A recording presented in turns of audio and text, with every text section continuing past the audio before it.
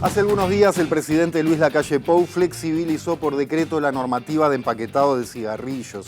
Para el gobierno, según explica el gobierno, esto es una medida anti-contrabando. Sin embargo, para todas las organizaciones de expertos es un claro retroceso en la salud, en las políticas de salud de nuestro país. ¿Y cómo puede afectar este cambio el consumo de tabaco a nivel nacional? ¿Qué pasa también con las normativas en lo que refiere, por ejemplo, a los cigarrillos electrónicos? ¿Y qué piensan los trabajadores y las trabajadoras de este sector? Hoy en la letra chica, tabaco, la salud de las empresas.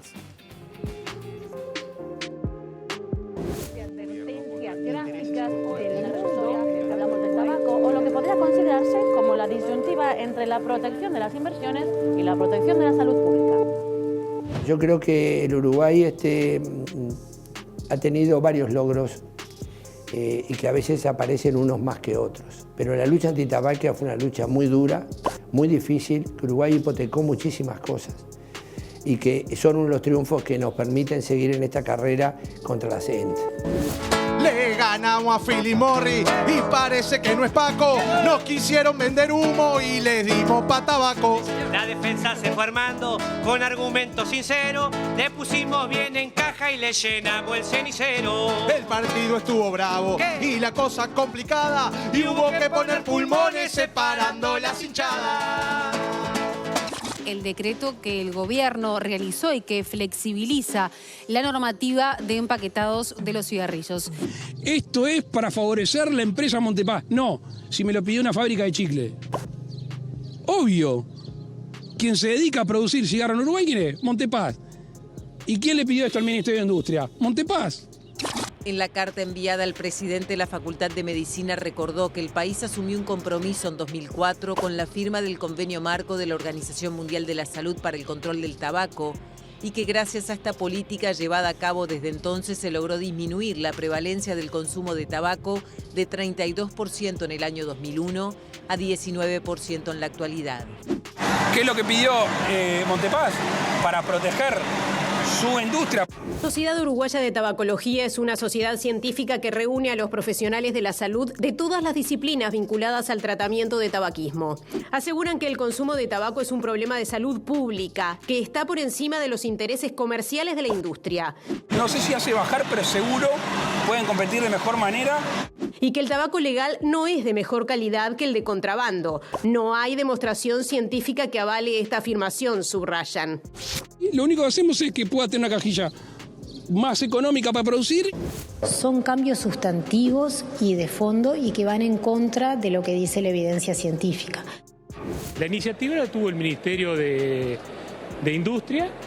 ¿Y quién le pidió esto al Ministerio de Industria? Montepaz. No es un tema de beneficiar la industria, sino es de beneficiar al consumidor. Esto es para favorecer la empresa Montepaz. No, si me lo pidió una fábrica de chicle. Se conoció en estas horas la crítica de la Coalición América Saludable, CLAS, una organización de más de 200 ONG de América Latina que busca prevenir y controlar las enfermedades no transmisibles.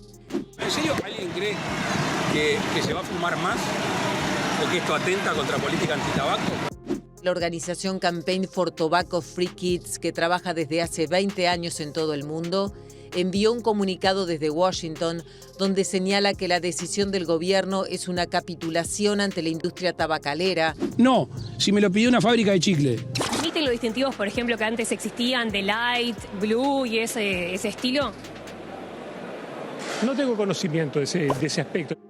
¿Consultó a la academia, presidente? No, ¿para qué? Que genera suplicacia, todo bien, pero conmigo no va. Gracias. Que ¿Qué tal? ¿Cómo están? Muy buenas noches. 6 minutos pasan de las 9 y les damos la bienvenida esta semana que comienza aquí en La Letra Chica. Jorge Temponi, buenas noches. Buenas noches, Maite Sarasola. Feliz semana de La Letra Chica para ti. Igualmente, ¿le gusta el chicle a usted? ¿Come chicle? Un poco, muy poco. Bueno, de eso no vamos a hablar hoy. No del chicle precisamente. Les recordamos antes de comenzar con el tema de hoy que los vamos a estar leyendo en Twitter, así que si ponen hashtag La Letra Chica, quieren comentar algo de este tema, contarnos qué les parece o tienen alguna pregunta, alguna duda, nos escriben por ahí, los productores los van a estar leyendo y nos van a estar pasando esa información a nosotros. Sí, tenemos ganas de ir compartiendo algo al aire con el hashtag. Muy bien.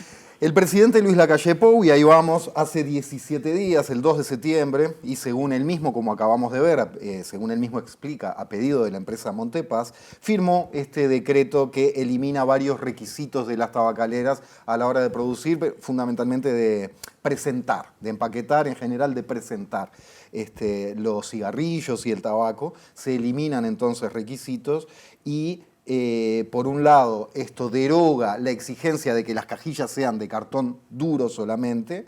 Ahora se habilita el blando para ese empaquetado. Dice que no se requiere que el interior de la cajilla ya sea de color blanco liso y que contenga una cubierta de papel metalizado, eso se eliminó también. Y se suprime la prohibición de incluir en los cigarrillos mismos, en el cilindro, digamos, el logo o la inscripción de las marcas. Todo esto se eliminó. Además, desde la Academia y la sociedad civil, han manifestado rechazo respecto a esta normativa, a este decreto, y señalan que implica un enorme retroceso en lo que refiere al historial que ha tenido Uruguay, nuestro país, en materia de políticas, en lo que refiere a prevención del consumo de tabaco.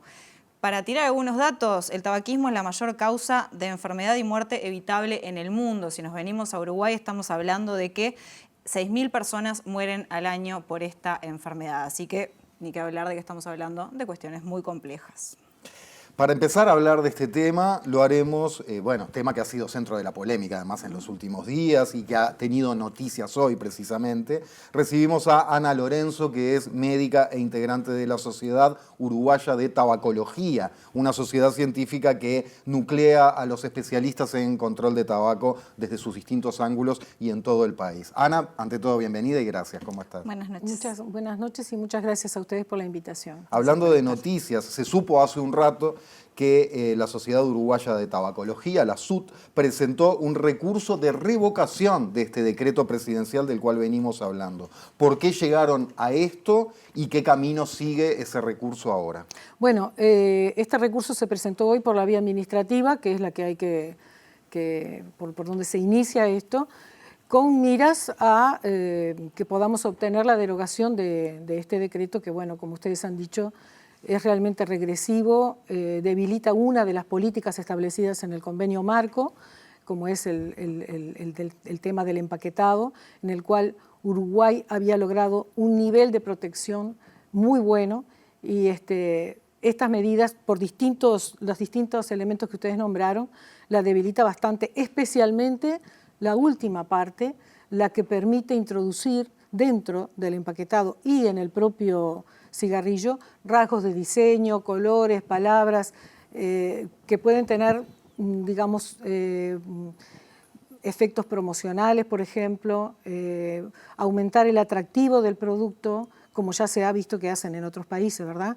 Y aunque esté adentro, digamos, aunque esté dentro. La propia industria tabacalera reconoce que cuando se prohíbe la publicidad, promoción y patrocinio, como tenemos nosotros una prohibición total, el elemento más importante de comunicación que le queda con el consumidor es el propio paquete, ya sea por la parte exterior o ya sea en el interior. Y el cigarrillo mismo, que en este caso, digamos, que lo pueden poner o colores o sellitos o, digamos, y diferenciarlo dibujos, de que si yo estoy fumando determinada marca y alguien me ve, va a saber que yo estoy fumando esa marca, se puede identificar. Exacto. Bueno, la identificación de la marca está ya en la parte exterior, ¿verdad? Eso de que no se pueden identificar por la marca no es verdad, porque el empaquetado neutro también establece un lugar para poner la marca en determinado tamaño de letra, en determinado tipo de letra, la marca está identificada.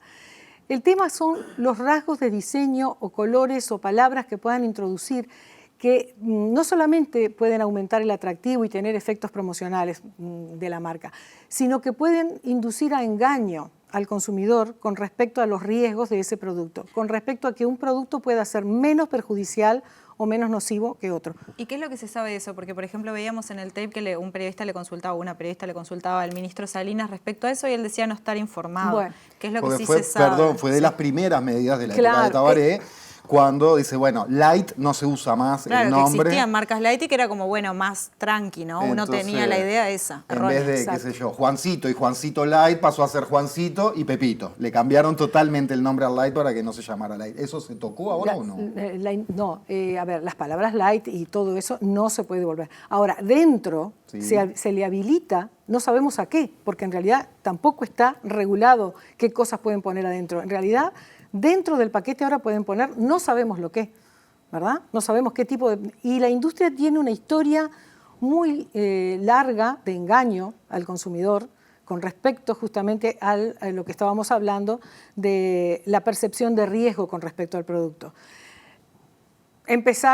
Cuando empezaron a aparecer, y estoy hablando de hace varias décadas atrás, ¿no? Por la década del 50, cuando empezó la preocupación de la gente con respecto al efecto que podía tener el tabaco para su salud, primero surgió el filtro en los cigarrillos, después en realidad se demostró que la gente se enfermaba lo mismo, por la década del 70 salieron con los light que ustedes mencionaban, light, ultralight, y las personas tenían la sensación de que era un cigarrillo más saludable o menos riesgoso, menos dañino, más suave, con menos nicotina y alquitrán.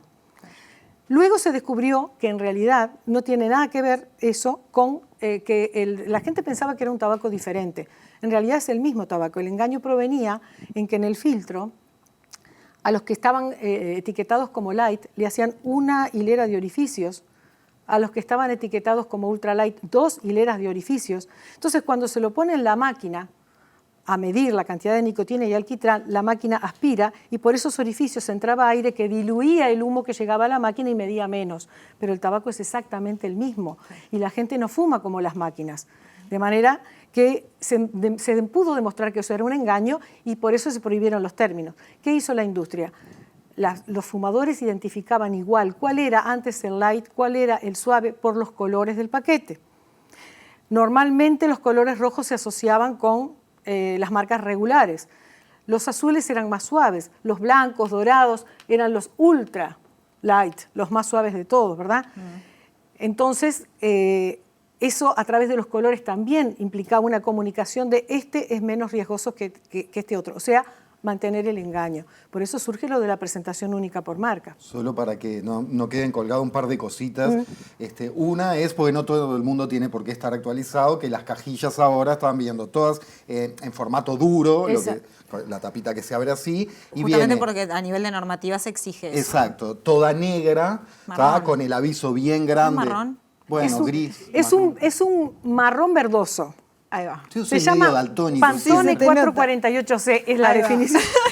¿Cómo? Pantone 448C. Es un marrón verdoso ahí. ¿Cómo les decía? Del Pantone ese. Y dice abajo la palabra con la marca, pero a nivel tipográfico están todas iguales, lo que cambia es solo la palabra. Y si sacas un cigarrillo es un cilindro blanco, liso, para todas las marcas. Esa es la situación actual. Lo que me quedó colgado es preguntarte entonces esto del camino de este recurso que presentan ustedes para derogar el decreto. ¿Quién lo revisa? Bueno, ¿quién decide? La primera etapa es un recurso por la vía administrativa. Eso se presenta ante quienes sacaron el decreto, en este caso Presidencia, que fue en el Consejo de Ministros. Entonces se presentó el recurso y ahora hay que esperar qué sucede con eso. O sea, eso ahora Presidencia debe responder si derogar el decreto o puede no responder o puede responder mantenerlo. O sea, nosotros ahora tenemos que esperar esa respuesta. Luego hay una segunda vía que habrá que evaluar, que es la del TCA, la del Tribunal de lo Contencioso Administrativo, que eso sería otra vía posterior, pero eso hay que evaluar si se hará o no, pero hay que dejar transcurrir primero esto. Ana, la Comisión Interinstitucional Asesora para el Control del Tabaco, de la cual forma parte de la Sociedad Uruguaya de Tabacología, envió al ministro de Salud Pública, Daniel Salinas, un informe crítico respecto a este nuevo decreto de Presidencia. ¿Tuvieron alguna respuesta o alguna comunicación en ese sentido? Hubo una comunicación, pero bueno, no ha habido todavía ninguna consecuencia de eso, ¿verdad? Lo grave de esto es que la comunicación no se dio previamente. O sea, el procedimiento lo mismo sucedió con el decreto del año pasado de los productos de tabaco calentado.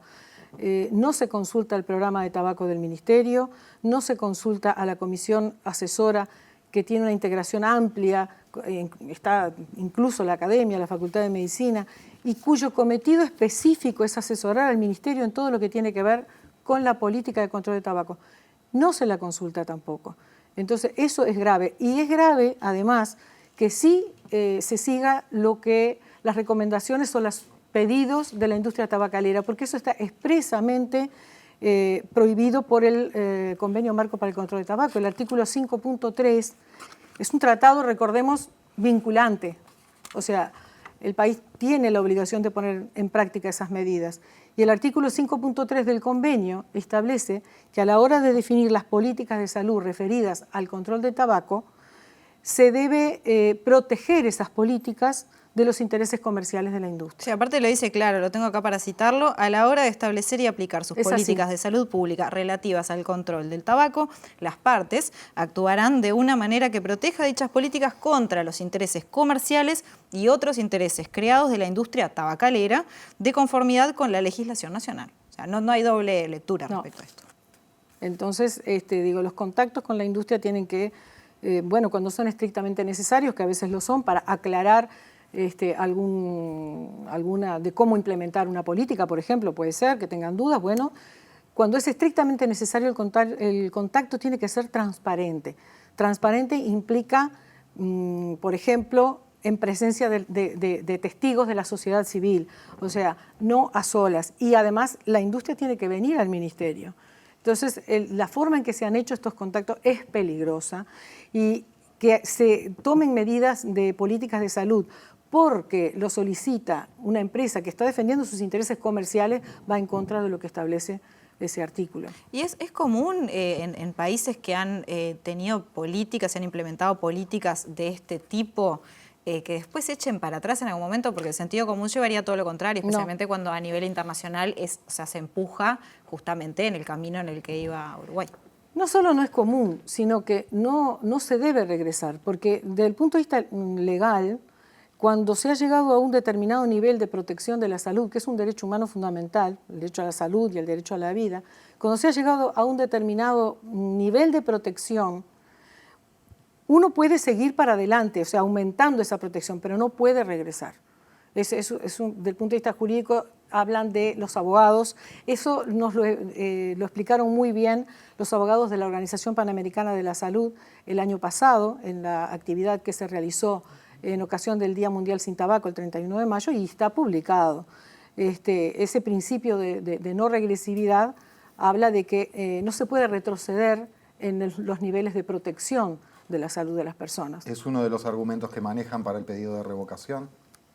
Bueno, porque calculo que hay varios argumentos sobre la hay mesa, muchísimos argumentos. ¿Cuáles dirías que son los más fuertes? Bueno, voy a hablar a título personal, pero ese es uno, sí. Pero, por ejemplo, ¿en qué se fundamenta el decreto? El decreto se fundamenta en combatir el contrabando. Bueno, muy bien. Existe, y no pueden desconocerlo las autoridades, creo yo, existe otro tratado del cual Uruguay es parte y que también es vinculante, que es el Protocolo para la Eliminación del Comercio Ilícito de los Productos de Tabaco. Allí están establecidas todas las medidas que se deben implementar para poder combatir el contrabando, que son efectivas. No se recurre a la aplicación del protocolo y se recurre a unas medidas que en realidad nadie puede explicar cómo de esa forma se va a combatir el contrabando, ¿verdad? Entonces, si realmente se quiere combatir el contrabando, que estamos todos de acuerdo que debe hacerse, primero, mejorar, reforzar los controles aduaneros, ¿verdad? La forma de ingreso de la mercadería, mejorar la fiscalización y después poner en práctica las medidas del protocolo en la medida en que vaya siendo posible avanzar en la implementación del protocolo.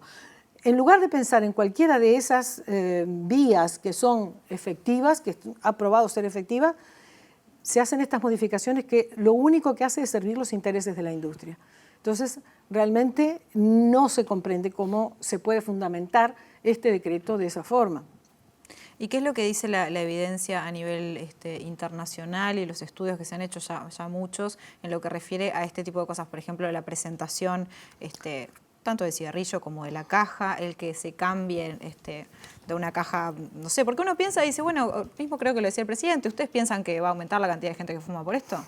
Bueno, mira, lo que sí está demostrado, porque ya el convenio marco es un tratado que tiene 17 años de vigencia ya, desde el año 2005, lo que sí está demostrado es la efectividad de las medidas contenidas en el convenio. Uruguay aplicó casi en forma simultánea la mayoría de las medidas del convenio, en un paquete integral, actúan en forma sinérgica. Entonces es muy difícil ver qué porcentaje atribuimos a cada una de las medidas cuando tú, claro. Pero sí podemos demostrar, porque se ha medido en el mundo y en Uruguay también, la efectividad de haber puesto en práctica esas medidas. Tuvimos una reducción del consumo de tabaco, o sea, del porcentaje de fumadores, bueno, ustedes lo mencionaron recién, sin precedentes, porque durante muchas décadas Uruguay tuvo una prevalencia del 1/3 de la población, entre 32 y 35% durante décadas. Y bajamos al 19%. Bajamos al 19%. En los jóvenes bajó más todavía. En los jóvenes en el año 2003 teníamos un 30.2% en la población de 13 a 17 años, una encuesta que hace la Junta Nacional de Drogas cada 2 años. Se acaba de presentar la última, la novena, se acaba de presentar hace muy poco. De ese 30% ahora estamos en un 9% en esa población de jóvenes, ¿no? De manera que una reducción importantísima en la prevalencia del consumo. O sea que las políticas funcionan. Un impacto desde el punto de vista sanitario y medioambiental impresionante. Sanitario y económico también, porque si hablamos de los gastos de salud que están vinculados al consumo de tabaco, también son sumamente altos, porque las enfermedades que conlleva el fumar son muy complejas. Además. Se midió en Uruguay, disminuyó el ingreso hospitalario por infartos de miocardio, disminuyeron las consultas a la emergencia por broncoespasmo, tuvimos una disminución de más del 90% en la contaminación del aire, en distintos espacios medidos. Entonces, digo, podemos decir que esto es efectivo. Y es una política de Estado, porque fue una política que cuando en el año 2008 se aprobó la ley 18256, la integral de control de tabaco, fue aprobada por todos los partidos. De manera que es una política de Estado que uno no entiende por qué ahora se trata de debilitar, con los resultados que hemos obtenido además, ¿no? Vamos a meternos un poco en las vías alternativas de fumar que se han, no sé si decir puesto de moda, pero que han aparecido con fuerza en los últimos tiempos, que son el vapeo y el cigarrillo electrónico, que es mediante calentado del tabaco. Vemos, antes que nada, para arrancar con esto, como disparador, un tape, un fragmentito de un informe de BTV sobre esto, que se habilitó la existencia de una asociación de vapeadores en Uruguay, y ahí la seguimos con la doctora.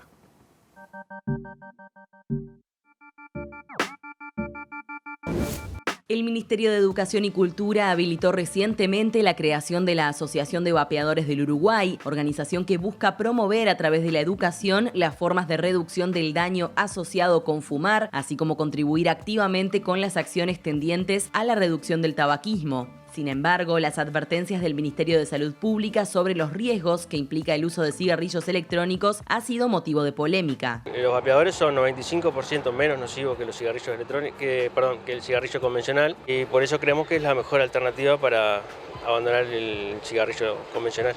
Normalmente contiene glicerina vegetal, de grado alimenticio, ¿verdad? Propilenglicol, el aroma, también en base de glicerina o propilenglicol, y después puede contener nicotina o no, eso es opcional del consumidor. Al sacarle la combustión, el monóxido de carbono, ¿verdad?, y el alquitrán, estamos reduciendo considerablemente los daños, y los estudios demuestran que es 95% menos nocivo que fumar.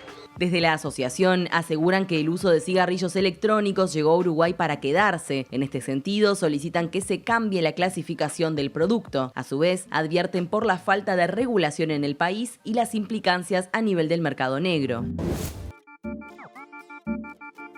Bien, entonces brevemente, y ya para ir cerrando este bloque, Ana, ¿qué es lo que está pasando con esto? Porque también a veces da esa sensación nuevamente de algo nuevo que uno piensa, bueno, capaz que es menos nocivo, entonces dejo de fumar el tabaco común y paso a esto, y cómo es la cuestión de la normativa y la regulación en Uruguay también. Bueno, con respecto a la normativa, en Uruguay los cigarrillos electrónicos continúan prohibidos. Lo que se habilitó el año pasado por otro decreto son los productos de tabaco calentado, también interpusimos un recurso contra ese decreto que está en el TCA ahora. ¿Que también son físicamente parecidos? Sí, son dispositivos electrónicos los dos, por lo cual son muy atractivos para los jóvenes, ¿no? Son dispositivos electrónicos, la diferencia está en que el cigarrillo electrónico utiliza una cápsula de líquido y el producto de tabaco calentado usa tabaco. O sea, se hacen unos cigarritos especiales para ese dispositivo, pero es tabaco. Claro.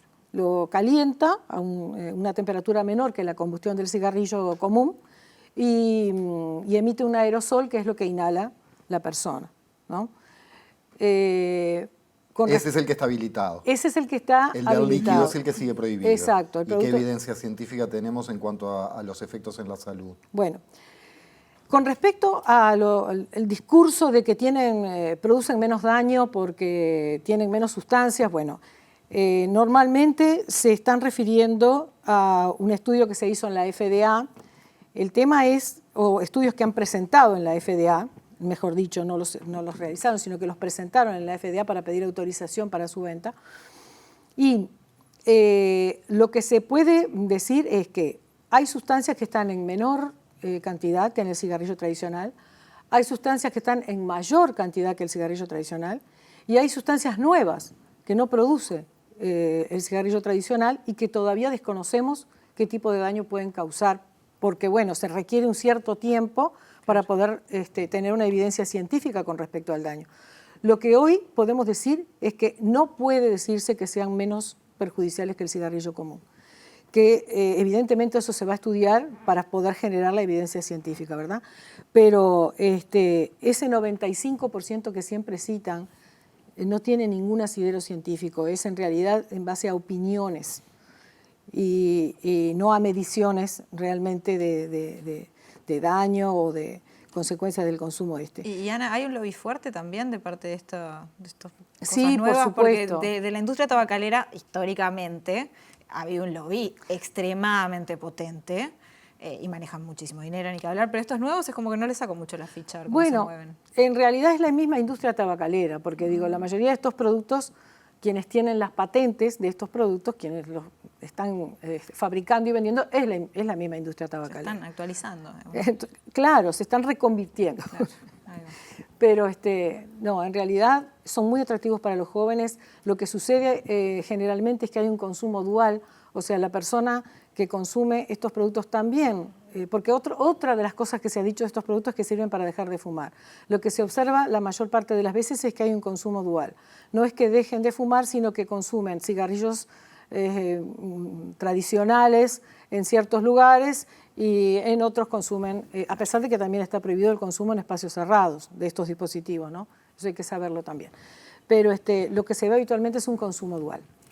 Gracias, doctora Ana Lorenzo, muy ilustrativa, muy amable. Bueno, ya la seguimos. Tenemos unos cuantos tweets para compartir. ¿Querés leer alguno al aire? Porque alguno ha ido apareciendo en gráficos, hay muchas maneras de compartirlo. Claudia Barreto, el presidente no le importa la salud de la población, le debe favores a Montepaz que puso plata en la campaña. Claudia Barreto, Laura dice, es una falta de respeto a toda la población, no les importa. Basta ver con el video lo soberbio del presidente, lamentable, vergüenza nacional, dice, no nos moverán. Con los arrobas de Twitter a veces es un poco complejo. Danilo Almada dice, el actual presidente de la República había cuestionado por inconstitucionales los decretos de la administración Vázquez de los años 2005-2006 que implementaban el convenio marco, al igual que la industria tabacalera, otra coincidencia. Bueno, lo seguimos leyendo entonces y quédense que en breve ya volvemos con el segundo bloque y siguiendo con este tema. Y recuerden que esto es todo con el hashtag La Letra Chica en Twitter, así que manden y que circule, ya seguimos.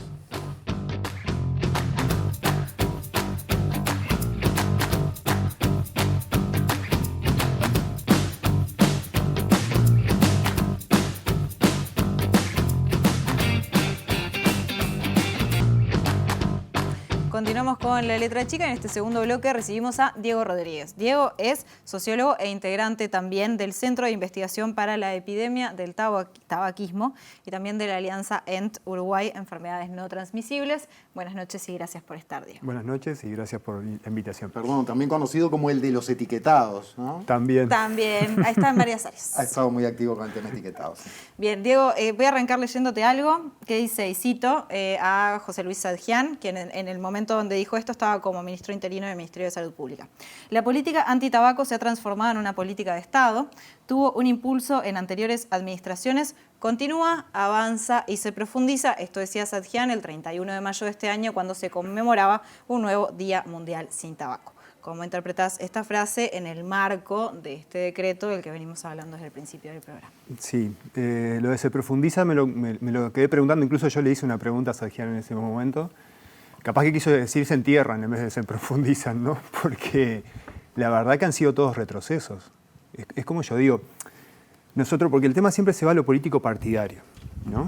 Y ahí, en realidad, siempre lo repetimos, un compañero incluso de la Alianza siempre lo dice, nosotros lo que hacemos es política sanitaria. El tema es que como política sanitaria han ido en retroceso tras retroceso. O sea, ustedes hablaban lo del tabaco calentado. Ese fue el primer retroceso y esas fueron las preguntas que se le hicieron en ese momento y por eso Sadjian argumenta de que en realidad se están profundizando. En realidad no se está profundizando. Están buscando una excusa, como pasó ahora con este decreto, empiezan a salir a decir que se están... Incluso en este decreto dicen, el propio Salinas dijo que se estaban poniendo más duras las normativas. Eso es increíble que lo digan cuando a claras vistas está de que en realidad están yendo en contra de lo que se recomienda en el convenio marco. ¿Excusa, decís, la lucha contra el contrabando? Sí, claro. Pero además, a ver, uno le preocupa el contrabando, ¿no? La primera pregunta que le surge es, yo como presidente, si digo que tengo un 40, un 50, un 60% de contrabando, lo que sea, primero voy a ver qué está pasando en la frontera, ¿no? ¿Cómo está pasando el contrabando? Con el Ministerio de Defensa, por ejemplo. O aduanas. Digo, ese es el primer punto. Segundo punto, la fiscalización. Hablando de esto de la profundización. Si a Sadjian le parece que la profundización de las medidas es dejar sin efecto, bueno, como me dijeron el otro día en la reunión con el ministro, bueno, no se les cayó, no se les bajó el contrato. Se terminó el contrato y no se le renovó. Bueno, sí, es lo mismo. Digo, tenías 13 fiscalizadores aproximadamente, te quedaste con 3. Y ahora que tenés 3... ¿De qué estás hablando ahí, Diego, para aclarar? Los fiscalizadores que controlan las políticas de control de tabaco. Por ejemplo, que no se fume en espacios cerrados, ¿no? Que los kioscos no tengan colores. En estos días... Son personas que van físicamente a ver que se cumpla con la normativa. Que se cumpla, y si no se cumple, levantan actas, eso se lleva al Programa Nacional de Control de Tabaco, se hace un expediente, se le informa a las empresas. Se ve también incluso el cumplimiento del empaquetado, ¿no? Lo que hablaban hoy, o sea, si adentro estaban incumpliendo o no. Ya están la industria tabacalera ya estaba incumpliendo con el empaquetado neutro. Lo que pasa es que eso no se difunde, no se ha difundido porque es un expediente interno que queda en el ministerio. ¿En qué? Por ejemplo, le estaban poniendo distintivos para los saborizantes. Entonces uno, con eso, y además... en el cigarrillo mismo. Dentro del cigarrillo, o sea, te aparece uno abría la azul caja... o en violeta, por ejemplo. Unos puntitos rojo, verde. En realidad eso te indican dónde están los saborizantes. Claro. ¿Y a qué público está dirigido eso? Al mismo público que están dirigidos los productos novedosos que hablaban con Ana antes, al público joven. Pero la industria ya estaba incumpliendo. Lo que pasa es que ahora con este decreto, porque el decreto además han llevado a banalizar la discusión entre, bueno, ¿y qué es el problema entre la caja dura y la caja blanda? No es solo la caja dura y la caja blanda. Es también que le permiten distintivos adentro. Y esos distintivos le genera menos problemas, o sea, ya no le va a generar problema en poner saborizantes, en indicarlos. Y eso está vinculado al público joven. ¿Y por qué tanto interés en el público joven? Porque Uruguay ha aplicado una normativa, de los países que más ha aplicado esta normativa, es como yo digo, éramos los mejores alumnos de la clase, ¿sí? Y esa normativa lo que llevó, la prohibición total de publicidad, promoción y patrocinio, entre ellas que no se pueden patrocinar campañas electorales, ¿no? Todo eso llevó a que uno hoy en día en la tele no lo ve, en la radio no lo escucha, en la parada no los ve carteles, en los kioscos no ve ni siquiera los colores. ¿Cómo captás tus nuevos clientes, tus clientes del futuro? ¿Cómo lo haces? A través de los saborizantes, a través de los nuevos dispositivos. Entonces, están haciendo todo, principalmente además, enfocado en los jóvenes, porque necesitan los clientes del futuro. Porque los clientes actuales han ido incluso reduciendo, como ya lo hablaban, ¿no? Hay algo que está medido en el Uruguay, y es que las políticas de forma integral, porque esto no es solo el empaquetado neutro, es el empaquetado neutro, es el espacio libre de humos, es la publicidad, promoción y patrocinio, ¿no? Todo eso en conjunto llevó a una reducción que era la que hablaban hoy. O sea, una reducción que es, la verdad, desde el punto de vista sanitario, es muy bueno, ¿no? Es la salud de los uruguayos. A mí, y disculpas por traer también este discurso a la mesa, el otro día, antes de ayer, Ferrés decía de que iban a ver, después en el futuro íbamos a ver qué pasaba. Pero ¿estamos hablando de que vamos a ver si se enferma más o menos gente? ¿O si se muere más o menos gente? ¿Esa es la forma de tomar decisiones en una política pública para cuidar la salud de la gente? La verdad que a mí me sorprende que de esa forma se estén tomando las decisiones. Tengo algunos tuits más que van llegando y evidentemente hay mucha calentura con la medida y con la explicación del gobierno. Tenemos un país, dice @RoseTR, tenemos un país donde algunas medidas que atañen a la salud pública las toma el Ministerio de Industria. Con el hashtag la letra chica también, dice @FloresFore, para el gobierno lo importante es el dinero, la salud va y viene. Si digo algo mal de lo tecnológico, vos que sos joven, ¿me corregís? Claro que sí, Jorge. Dale, gracias, yo sé que te gusta, estás para eso, digamos. Siempre a las órdenes. Raquel Charquero, @Raquel Charquero, gracias Raquel. ¿El señor presidente cree que somos un pueblo ignorante o de verdad piensa que realmente nos vamos a quedar de brazos cruzados? Algunos comentarios más que siguen circulando en Twitter. Bien, y mencionaban lo del dinero y en este sentido, Diego, te quiero hacer una consulta, porque algo que ha dicho el presidente que justamente para ayudar a Montepaz en esto de que las cajas también implican menor costo, la caja blanda, entonces, ¿eso después se puede traducir en una rebaja del precio o no? Porque no sé bien cómo es la normativa y en ese sentido quiero recordar una parte del convenio marco de la OMS que dice: las partes reconocen que las medidas relacionadas con los precios e impuestos son un medio eficaz e importante para que diversos sectores de la población, en particular los jóvenes, reduzcan su consumo de tabaco y por eso, cito, se comprometen a aplicar a los productos de tabaco políticas tributarias y, si corresponde, políticas de precios para contribuir al logro de los objetivos de salud tendentes a reducir el consumo de tabaco. Y esto te lo pregunto también porque el presidente en una nota que dio, si no me equivoco, era en Colonia, que habían varios periodistas, en un momento le preguntan y dijo: yo con el precio no me meto, algo así dijo. Como que el precio no era un tema de él, entonces que manejen. Entonces, si es la empresa sola que se maneja, ¿puede implicar una rebaja o no? Bueno, me parece que capaz que en ese recorte... No, pero en ese recorte el presidente dijo eso, pero en otro recorte que yo escuché, él dijo, bueno, pero el precio, tienen que competir en precio con el contrabando, ¿no? Porque ese es el argumento, competir en precio con el contrabando. ¿Qué quiere decir competir? ¿Que vas a levantar el precio del contrabando o que le vas a bajar al otro? O sea, le hiciste el empaquetado blando, ¿no? Que es más barato que la cajilla dura. Entonces el argumento va en bajar el costo del cigarrillo legal. Si esa es la línea, que es la que vemos y es la que se ve del discurso... ¿Puede llegar a pasar claro eso? Que sí. Si vos le bajás el costo, el empaquetado duro, el empaque duro le cuesta más a la industria que el empaque blando.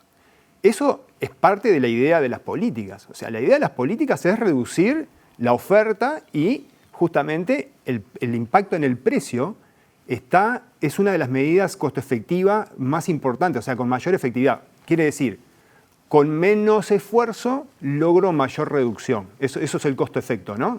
Entonces, el precio está recomendado de que vaya aumentando. Porque uno dice, no, la cajilla legal, mirá, está en 150 pesos y la otra está... Bueno, pero el problema es que la otra está barata, no que esta está cara. Porque justamente la política lo que tendría que hacer es, primero, evitar el contrabando. Para eso hay un protocolo.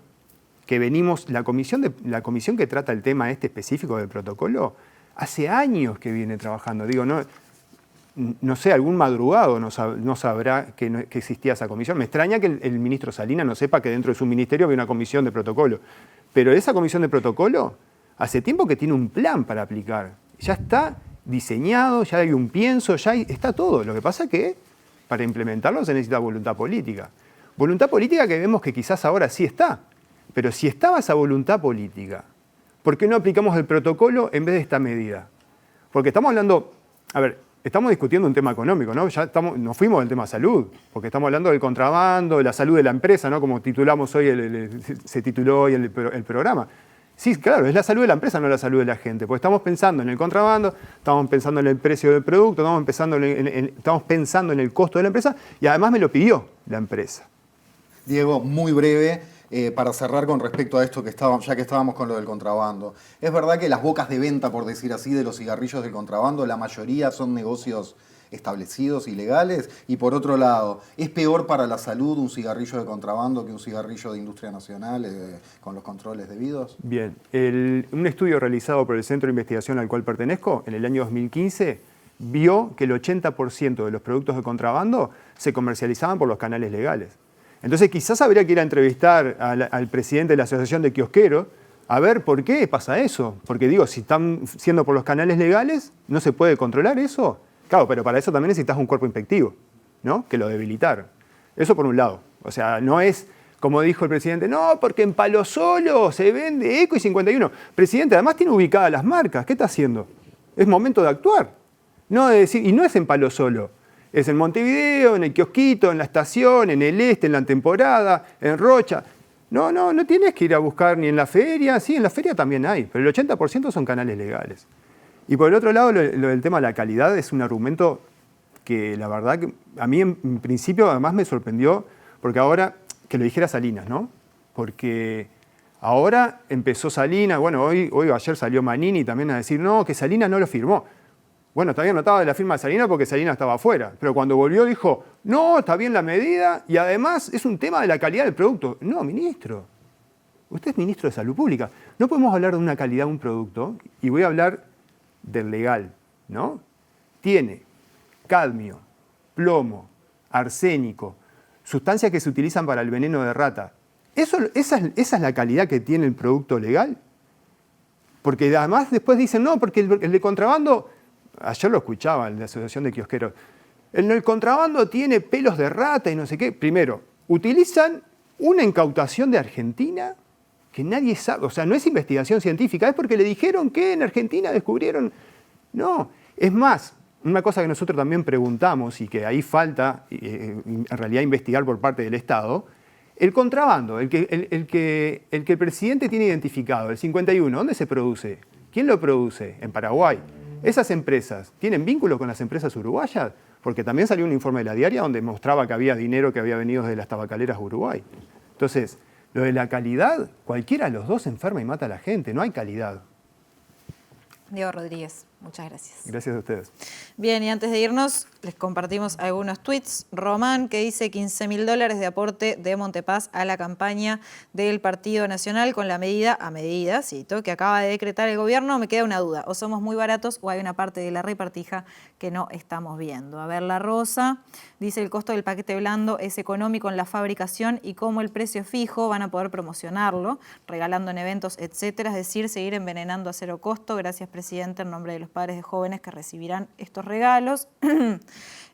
Zurdo sin ortodoxia dice, perdón, está chiquito, a veces me cuesta leer. Lo yo positivo, traté de ponerlo horizontal, hoy fue lo único que me salvó, pero... Sos mejor con lo tecnológico que yo. Lo positivo de este decreto que desregula los controles del tabaco es que me ha servido para reafirmar mi decisión de dejar de fumar.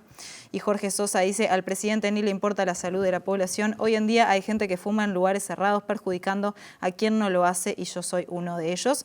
Pablo Sánchez, me quedaba uno. Creo que se está politizando el tema y la realidad marca que más allá de los etiquetados, la gente deja de fumar por el precio. Lo demás son pamplinas. Todo esto y mucho más sigue circulando con el hashtag La Letra Chica. Y como ven, estamos empezando a compartir al aire, algunos por gráficos, otros leídos. Así que si quieren, sigan participando. Hay muchas y muchos trabajadores vinculados a la producción de cigarrillos, vinculados al tabaco en nuestro país. Algunos siguen adelante, aunque haya disminuido la venta, la industria sigue funcionando. Otros han buscado alternativas. Con esos testimonios ya venimos en el último bloque de La Letra Chica.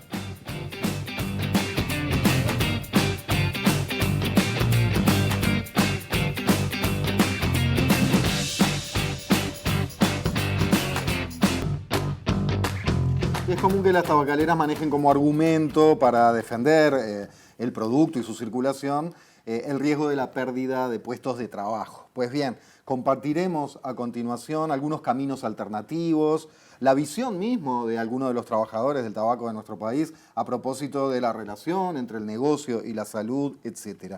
Directamente, entonces, veremos estos caminos y visiones alternativas. Exacto, porque un grupo de trabajadores de la línea de producción de Philip Morris se consolidó como cooperativa luego de ser despedidos el 21 de octubre de 2011, fecha que, como decía Jorge, da nombre al grupo. En su momento fueron contratados por el Ministerio de Salud Pública para desarrollar tareas de difusión de políticas, promoción y fiscalización de la normativa, y es por eso que esta noche recibimos a Daniel Gómez y a Listra Sena, integrantes de la cooperativa. Buenas noches y gracias por estar. Buenas noches. Bueno, ¿cómo fue ese proceso de reconversión, de estar trabajando en la industria a pasar a ese otro lugar? Adelante, compañero. ¿Está bien? Bueno, antes de todo que quisiera aclarar que hoy claro, yo estoy jubilado, si bien fui y soy socio fundador de la cooperativa, y además sigo vinculado porque es un proyecto en el cual pusimos mucho corazón. Y también pienso. La cooperativa surge como una necesidad de un grupo de trabajadores que, como tú bien dijiste, como ustedes bien dijeron, el 21 de octubre del 2011, de un minuto para otro quedaron sin trabajo por una decisión de una transnacional, Philip Morris, que tenía su planta de producción en Uruguay y que sin comunicarlo ni a nuestro gremio, ni a nuestro sindicato, sin comunicarlo a las autoridades del momento, ni siquiera a la propia Cámara patronal, a las 2 menos 5 de la tarde nos convoca para comunicarnos que nos quedamos sin trabajo. Que se cierra. Cerraba la fábrica, nosotros nos quedábamos sin trabajo, 45 trabajadores de la planta industrial, y ahí comienza primero un proceso que tiene varias aristas. Primero una ocupación de la fábrica, que dura 25 días, entre el 21 de octubre y el 14 de noviembre, donde los trabajadores decidimos ocupar y buscar una salida a la situación que se nos creaba. Muchos de nosotros teníamos más de 50 años, la mayoría, más del 50% de los trabajadores éramos mayores de 50, un porcentaje alto de trabajadores con más de 28 y 30 años de trabajo en la industria, que de un momento a otro quedaban sin trabajo. Luego de un proceso muy largo, muy duro de negociación, la fábrica no iba a continuar su producción en nuestro país, lo cual no quiere decir que no siguiera vendiendo el producto, porque el producto se sigue vendiendo hasta el día de hoy, porque se fabrica en Argentina y sigue vendiéndose hasta el día de hoy, pero con el argumento, en ese momento, de dos cosas. La excesiva regulación del mercado, esto es, las políticas de control de tabaco y antitabaco que había adoptado en forma soberana nuestro país, y el manido tema del contrabando. Esos son los dos argumentos de por qué Philip Morris decide cerrar la planta. El proceso es largo, son 2 años duros de tratar de buscar una salida, y nosotros dijimos básicamente 3 cosas. Primero, vamos a crear una bolsa de trabajo, luego que la fábrica se desocupa, somos despedidos, hay una indemnización económica mejorada luego de los 25 días de ocupación, y conseguimos que algunos compañeros comenzaran a trabajar en la otra empresa, fundamentalmente las 3 mujeres y otros 3 compañeros, que fueron el compromiso que hubo en ese momento. Y luego hay un proceso que dura casi 2 años, donde nosotros creamos una bolsa de trabajo, y lo que nos proponemos es: el país suscribe un convenio marco para el control de tabaco que en su artículo 4, numeral 6 y su artículo 17 dice que los Estados partes se tienen que preocupar y ocupar de ofrecer salidas económicamente viables para los trabajadores, cultivadores, pequeños productores que puedan verse afectados por las medidas de control de tabaco que toma el país.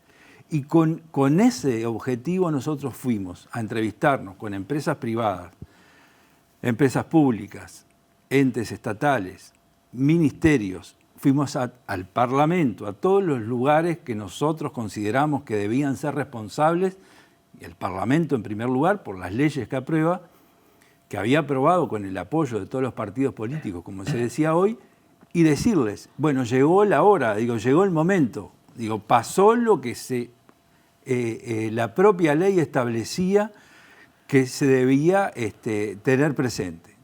Hay 45 trabajadores que se quedaron sin su empleo. Bueno, el Estado necesariamente tiene que cumplir el convenio marco.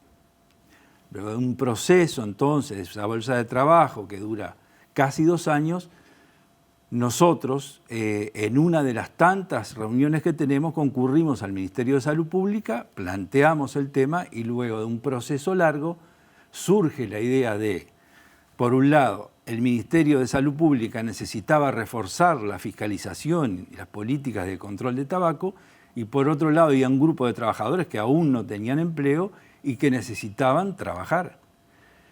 Entonces, digamos, reuniendo esas dos necesidades es que surge la idea de la cooperativa y que surge el primer contrato en diciembre del 2013 entre el Ministerio de Salud Pública y la cooperativa 21 de octubre en base a las recomendaciones del convenio marco. Es decir, lo que hace en ese momento el Ministerio de Salud Pública es seguir las recomendaciones del convenio marco, que es un convenio internacional, pero que es una ley.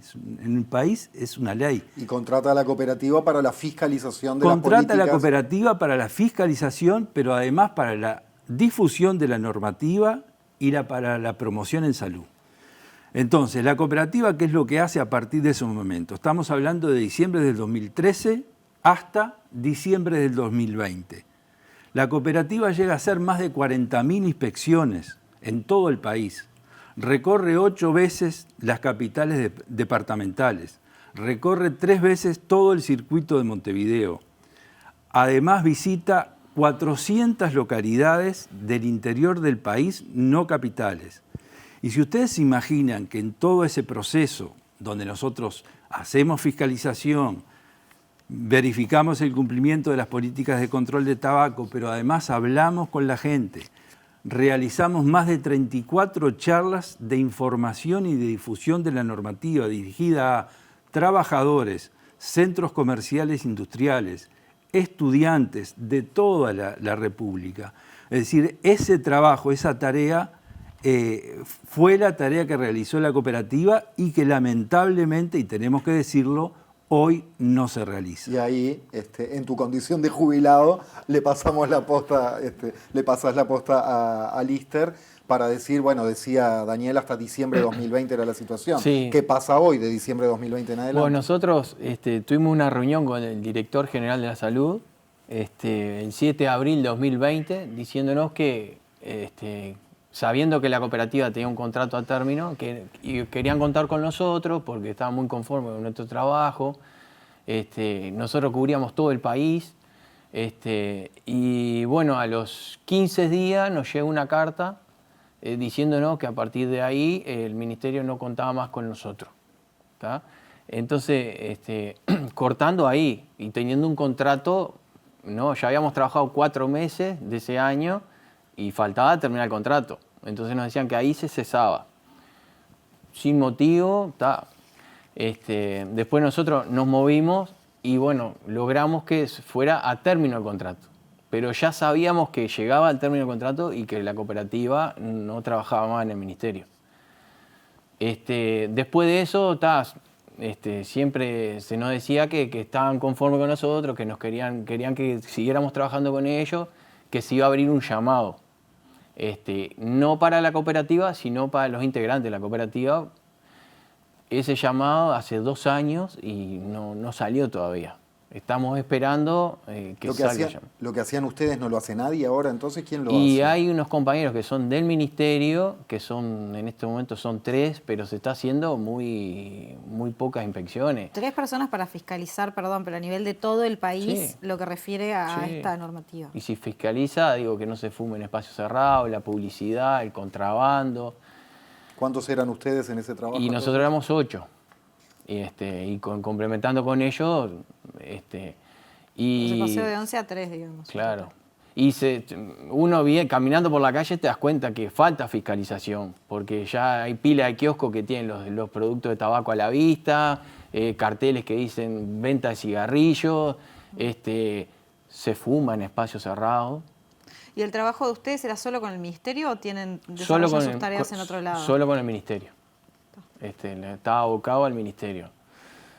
Hacia el cierre del programa damos un toquecito con Artigas, ya la seguimos por acá y ya redondeamos, pero en el departamento de Artigas se producen, dicen los que saben, 2 tipos de tabaco, uno rubio y uno negro.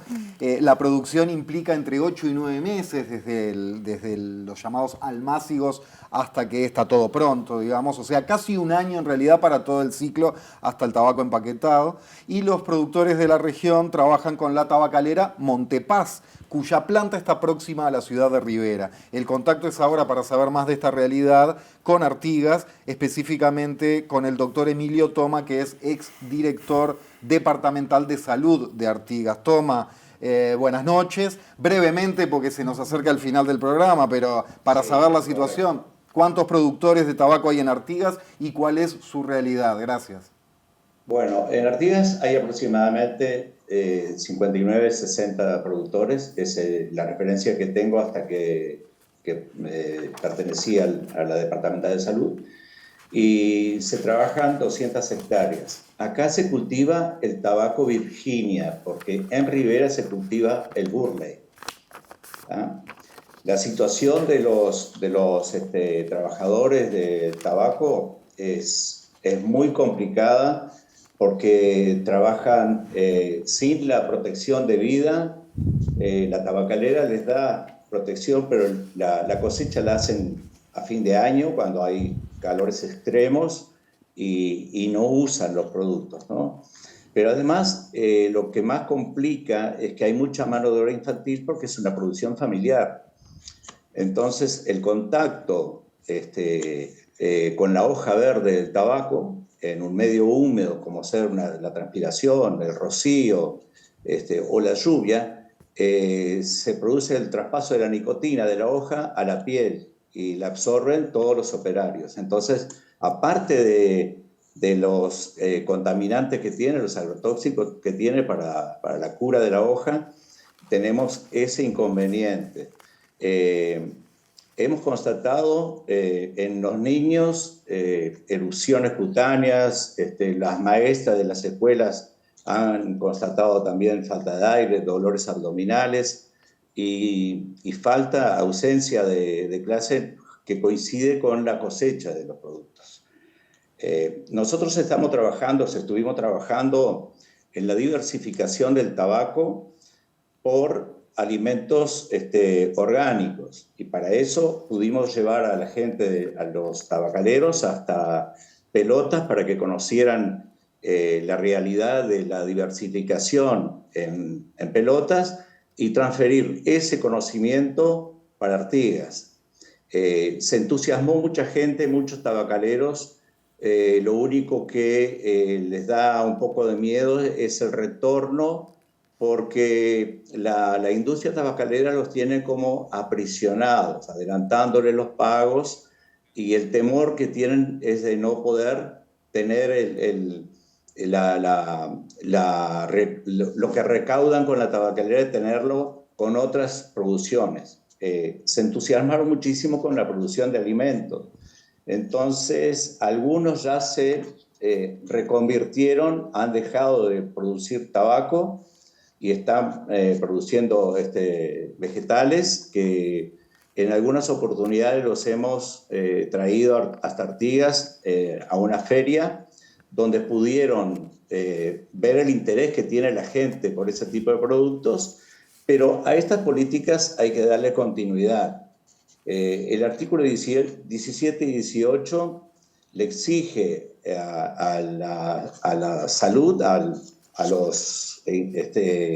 en los objetivos está darle a los cultivadores herramientas para reconvertir y que sean sustentables, económicamente sustentables. Esto merece un cuidado muy especial de todas las instituciones, un trabajo interinstitucional y buscar a través de la compra pública que los productores que se deciden a plantar alimentos que puedan ser vendidos con facilidad. Va a ser la única manera de que podamos sacarlo de un cultivo que contamina el aire, el agua, el suelo y por supuesto, que es más preocupante, al personal que trabaja en las tabacaleras. Es un tema muy delicado que hay que darle continuidad. Nosotros no tuvimos tiempo para poder ver solucionado este problema y cumplir con el convenio marco de control tabaco, pero estamos trabajando como jubilados, estimulando la producción de alimentos también, y en breve quizás podamos armar alguna cooperativa que pueda darle una mano y aportar conocimientos de tantas instituciones que estuvieron colaborando con nosotros. Ojalá que se pueda seguir adelante con éxito, doctor Toma. Muchísimas gracias por estos minutos. Disculpa por la brevedad, se nos termina el programa. Por favor. Pero ha sido muy sustanciosa la charla. En poquito tiempo nos dio mucha información. Así que... Y un saludo a la cooperativa que ha colaborado muchísimo con nosotros en las inspecciones en Artigas. Adelante y abrazos por ahí, Muchas doctor gracias. Toma. Gracias. Hasta luego, gracias a ustedes. Hasta luego. Bien, Lister, Daniel, llegamos al final, pero en un minutito, con mucha brevedad, les pido ¿qué dirían para cerrar este programa? Ustedes estuvieron de los dos lados del mostrador, obviamente como trabajadores. ¿Qué sensación les queda? Y nada, es una fuente laboral, cualquiera de las dos, pero la verdad que me siento mucho más cómodo en esto, el tema de salud. Y vos lo ves, nosotros lo veíamos en el día a día, conversando con la gente, hay cosas que te impresionan. El hecho de que la mayoría de los fumadores quieren dejar de fumar, entonces vos le das herramientas dónde pueden dejar de fumar. Y eso te reconforta, que le estás aportando un granito de arena en la parte de salud y la verdad, bien. Solamente y brevísimamente, yo lo que quiero destacar es que la experiencia de la cooperativa 21 de octubre está reconocida a nivel internacional. Es una experiencia inédita, es decir, no hay en otro país, por lo menos hasta donde nosotros sabemos, hasta el día de hoy, no hay una experiencia que sea de trabajadores de la industria, ex trabajadores de la industria, que hayan pasado a formar parte de una política de salud, de promoción en salud, de fiscalización en este caso. Entonces, cuando uno ve y escucha, y uno ya jubilado escucha, que las políticas de control de tabaco en nuestro país no han cambiado y empieza a pensar que en el 2020 la cooperativa se terminó el contrato y no fue convocada nuevamente en ninguna forma a seguir su trabajo, que en el 2021 se autorizaron los productos de tabaco calentado, que en el 2022 se autoriza la flexibilización y se flexibiliza el empaquetado neutro, y después lo une y dice, hace 3 años que prácticamente la fiscalización en tabaco es nula en nuestro país. Y nosotros estamos hablando de que hacíamos casi 7.000 inspecciones al año, solamente los equipos de la cooperativa. Entonces, ¿cambiaron o no cambiaron las políticas de control de tabaco en nuestro país? Nosotros creemos que sí, que cambiaron en forma regresiva, lamentablemente. Gracias a ambos. Muchas gracias. Linda la participación también de ustedes a través de Twitter, así seguiremos haciéndolo mañana y en los próximos días. Y bueno, se viene Línea de 3 y mañana nos metemos con cine, con amigos de la casa además. Sí, lindo, porque cine, a propósito de la financiación, las políticas públicas, pero también desde un punto de vista estético. ¿Qué es el cine uruguayo? ¿Qué características tiene? Etcétera. Mañana cine. Gracias por estar, hasta mañana.